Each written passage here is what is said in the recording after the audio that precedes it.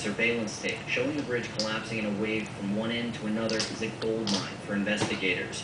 He adds that federal agents will also be looking at the original designs of the span, as well as maintenance and inspection records. We're going to be examining the concrete, steel, and if it, in fact, had failed at any time.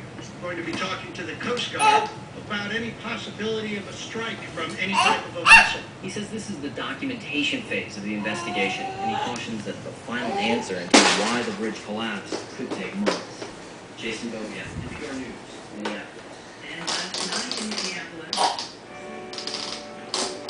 the memorial service for the victims of the bridge collapse. First Lady Laura Bush will visit the site of the disaster today and meet with injured and victims.